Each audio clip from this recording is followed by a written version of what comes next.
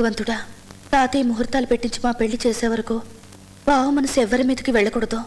నేను తప్ప బావకి ఇంకెవ్వరు అందంగా కనిపించకూడదు. అసలు ఏ అమ్మాయి బావ కళ్ళలో పడకూడదు. Excuse me. హాయ్.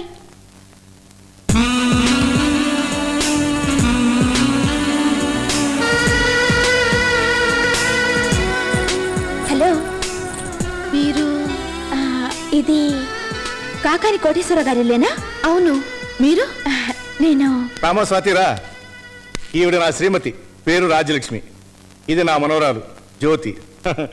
రాజ్యం, స్వాతి అని ఢిల్లీలో మన ఫ్యాక్టరీకి ఎంతో సాయం చేశారని చెప్పాను సుబ్బారావు గారు అని. ఎప్పుడు చెప్పారు? అదే మన ఫ్యాక్టరీ ఆగిపోయే పరిస్థితిలో ఉంటే ఢిల్లీలో మంత్రి గారితో మాట్లాడి సెటిల్ చేసి చెప్పానే. ఎప్పుడు చెప్పారు? అబ్బా రాజ్యం, నీకు కంటి చూపుతో పాటు బుద్ధి కూడా మందగిస్తుంది. అమ్మా స్వాతి, ప్రయాణంలో అలసిపోయి ఉంటావు, వీడు స్నానం చేయమ్మా. జ్యోతి గది చూపించు. ఏమండి, ఈ అమ్మాయి ఈ ఊళ్ళోనే ఉంటుందా? ఈ ఊళ్ళోనే కాదు, ఈ ఇంట్లోనే ఉంటుంది. ఇదేగా ఉద్యోగం. అమ్మా, దేనిలోనమ్మా నువ్వు పనిచేస్తుంది? ఓఎన్జీసీలోనండి. ఓఎన్జీసీలో ఉన్న పిల్ల ఒక్కతే వేరే చోట ఎలా ఉంటుంది చెప్పు. మనవడా, ఈ అమ్మాయి స్వాతి అని ఢిల్లీలో ఆయన స్నేహితుడు కూతురట. ఈ రోజు నుంచి ఇక్కడే ఉంటుందట. Oh I see. I'm Gopi Krishna. I'm Swathi, working in ONGC. Oh nice to meet you.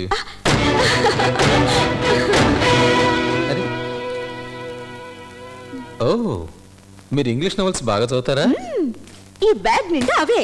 Oh good, అయితే నాకు మంచి టైం పాస్.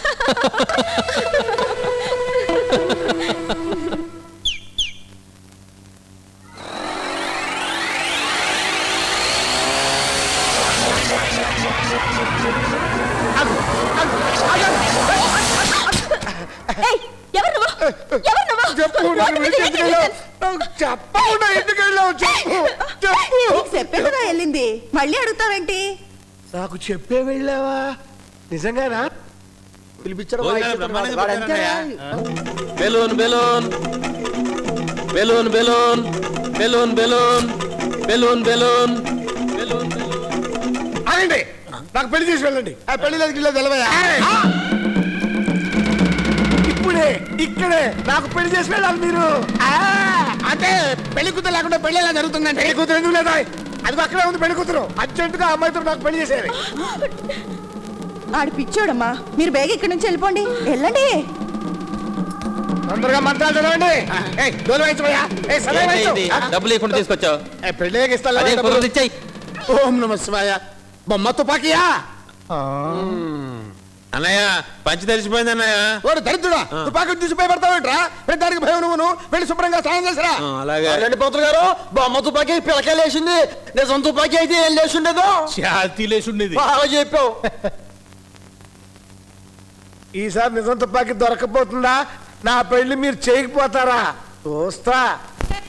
ఏమిటేమిటి పెళ్లికి మాత్రం హిందూ మతం కాదా?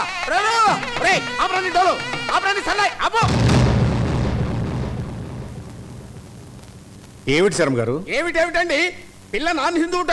నేను హిందూకి నాన్ హిందూకి మంత్రాలు చదివి పెళ్లి చేస్తే మతం ఊరుకోదు, గోష్పాదం మీద కొడుతుంది. ఉభయులు అంగీకరించి పెళ్లి చేసుకుని ఉంటే మీకు అభ్యంతరం ఏమిటండి? అదేవారండి, ఈ చుట్టుపక్కల ఊళ్ళలో వేదం ఒక్క స్పెల్లింగ్ మిస్టేక్ లేకుండా చదవగలిగిన విధవని నేను ఒక్కడే. ఆఖరికి నా తమ్ముడు వేదం కూడా చదవలేడు. అలాంటిది నేను ఒక నాన్ హిందూకి వివాహం చేస్తే రేపు మళ్ళీ నన్ను హిందువులు పిలవద్దండి. చూడండి శర్మ గారు, హిందువు చనిపోతే శ్మశానానికి తీసుకెళ్తారు, ముసల్మాన్ చనిపోతే ఖబరస్థానికి తీసుకెళ్తారు, క్రిస్టియన్ పోతే గ్రేవ్ యార్డ్కి తీసుకెళ్తారు. చనిపోయిన తర్వాత మనం చేరే చోటును బట్టి గుర్తించే మతం గురించి ప్రతిగుండగా కొట్టుకోవడం మంచిది కాదు.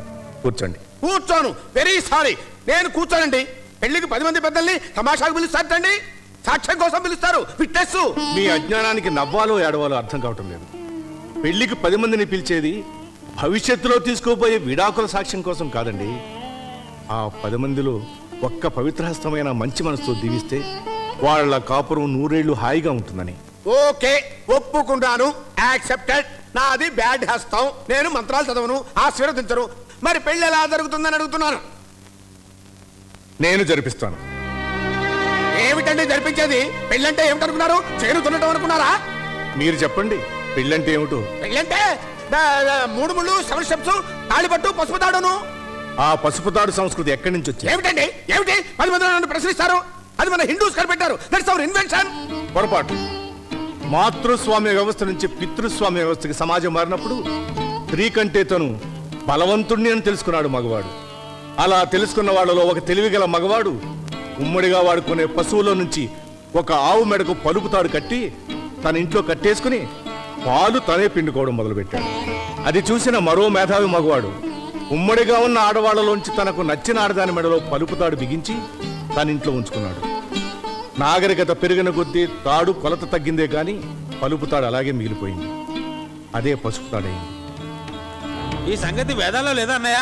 వేదాల్లో లేదా, నీ మెదడులో లేదా? మన ప్రశ్నలు నువ్వును. మనం లేకుండా ఈ పెళ్లి ఎలా జరుగుతుందో చూద్దాం పద. ఈ పెళ్లికి నేను పౌరోహిత్యం వహిస్తున్నాను.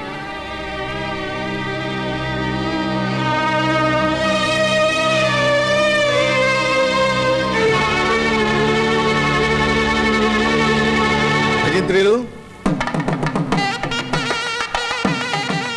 ఓం ధ్రువంతే రాజా వరుణో ధ్రువం దేవో బృహస్పతి ధ్రువంత ఇంద్రశ్చాగ్నిశ్చ రాష్ట్రం ధారయతాం ధ్రువం మాంగళ్యం తంతునానేన మమ జీవన హేతున కంఠే బధ్నామి శుభగే సంజీవ శరదం శతం.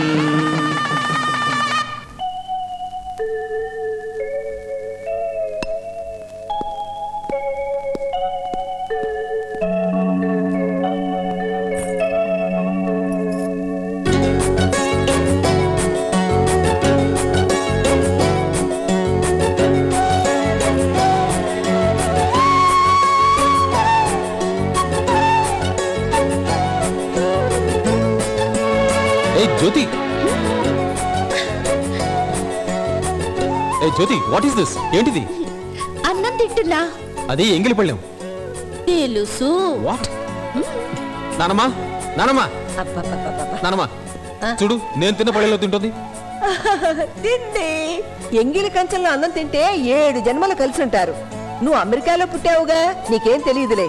చూడు, ఇండియాలో చాలా మంది ఆడవాళ్ళు మొగుడు తిని వెళ్ళిన కంచెంలోనే తింటారా. అబ్బా, నేను దానికి మొగుడు కాదుగా. కాబోతున్నావుగా. ఎవరు చెప్పారు? అదేమిట్రా, మొన్న ముహూర్తం. నానమ్మ, రాగానే నీ మనసు బాధపెట్టడం దేనికని నేను చెప్పలేదు. నాకు ఇప్పుడే పెళ్లి చేసుకోవడం ఇష్టం లేదు. ఎందుకని? అసలు నీకు తాతయ్యకి పెళ్లి ఎలా అయింది? ఏముంది, ఒకరోజు మీ తాత నన్ను గుళ్ళో చూశారట. ఆ తర్వాత 3 ఏళ్ళు నా వెంటబడ్డారు, 3 ముళ్ళు వేశారు. ఆ రోజులోనే మీ పెళ్లికి 3 ఏళ్ళు పడితే నేను నా పెళ్లికి 3 రోజులకే కొట్టాలా? పోనీ ఎప్పటిదాకా ఆగమంటావురా? నేను నాకు కాబోయే భార్యని ప్రేమించేదాకా. ఒరే, పెళ్లి చేసుకుని ప్రేమించచ్చుగా. పిచ్చి నానమ్మా, పెళ్లి చేసుకుంటే పిల్లలు పుడతారు గాని ప్రేమ పుట్టదు. ఈ కప్పదాటి వ్యవహారం నాకొద్దు. అసలు నువ్వెవరినైనా ప్రేమించావా?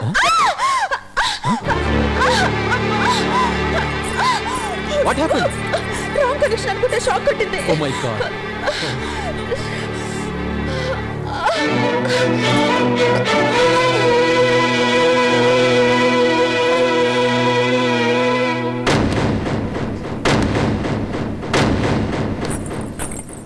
ఏంటి జ్యోతమ్మా, బావ దగ్గర ఉండకుండా బండెక్కి కూకున్నావు? బావ రాగానే నన్ను చూసి మనస్ఫూర్తిగా నిన్ను ప్రేమించాను జ్యోతి అంటాడన్నావుగా, మరి అనలేదే. మనసు పడ్డానికి మనవాడ్డానికి మధ్య చాలా టెప్పులున్నాయి జ్యోతమ్మా. బావ కోసం ఎన్ని స్టెప్పులైనా భరిస్తానే, కానీ ఇంట్లో ఒకటి వచ్చిందిగా, అది నాకు పోటీ అవుతుందంటావా? ఏయ్ ఎత్తండి. చూడు జ్యోతమ్మా, ఇది కోదండం గారి కోడలిది, అదేమో సుబ్బారాయుడు గారి కూతురుది, అది సర్పంచ్ గారి మనోరాలది. ఈ మూడింట్లో ఏది బాగుందమ్మా? మధ్య జాకెట్ బాగుంది. చూసారా, 3 రైకులు ఉండబట్టే మధ్యలోది బాగుంది అన్నారు. అది ఇది లేకుండా మధ్యలోది మాత్రమే ఉందనుకో, మరి అప్పుడు? అర్థమైంది, మధ్యలో వచ్చిన దాన్ని మధ్యలోనే పంపేయాలి.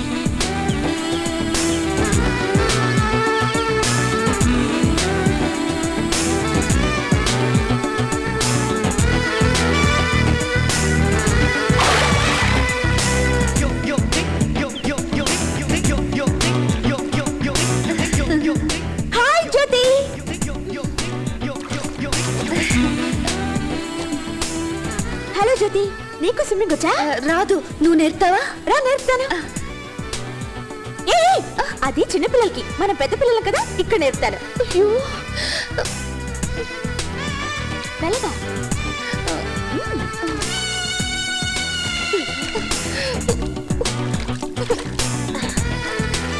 ఇప్పుడు నేను చెప్పినట్టు చెయ్యి. వాళ్ళ పడుకో. పడుకో. రైట్. ఇప్పుడు నీళ్ళ చేతులతో లాగుతూ కాళ్ళు ఆడించాలి. అది అలాగే అలాగే అలాగే. జ్యోతి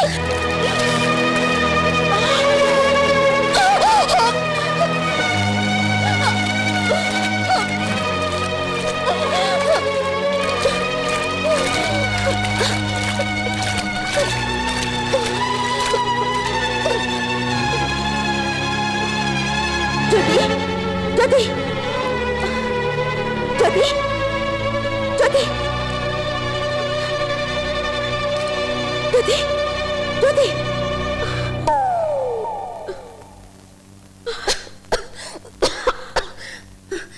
నేను బ్రతికి ఉన్నానా? ఈ నీళ్ళని నువ్వే కక్కావు. నువ్వు నాకు పునర్జన్మనిచ్చావక్క. నేను నీకంటే చిన్నదాన్ని అనుకుంటా. వయసులో ఎవరు పెద్దయితేనే దయలో నువ్వు నాకంటే చాలా పెద్దదాన్ని అనిపించుకున్నావు. నీ రుణం నేను తీర్చుకుంటాను స్వాతి. నోనో, ఇప్పుడు నేనేం గొప్ప పని చేశానని? లేదు స్వాతి, నీకు నన్ను సాయపడి మా ఇంటికి మీ ఆఫీస్ చాలా దూరం కదా, అక్కడి నుంచి రోజు ఎలా వస్తావు చెప్పు. అందుకని మీ ఆఫీస్ పక్కనే మా ఫ్రెండ్ ఇల్లుంది, దాన్ని నేను అద్దెకి తీసుకుంటాను. నువ్వు అక్కడుండు స్వాతి, నీకు ఈజీగా ఉంటుంది. నా సిస్టర్ లాంటి దానివి, ఒప్పుకోవా? నన్ను ఇప్పుడు నువ్వేమని పిలిచావు? సిస్టరు అని. జ్యోతి, నన్ను సిస్టరు అని పిలిచి నాలో సిస్టర్ సెంటిమెంట్ ని పెంచావు. నేను వదిలి ఎలా వెళ్తాను? దూరమైనా దగ్గరైనా నేను నీతోనే ఉంటాను సిస్టర్, నీతోనే ఉంటాను.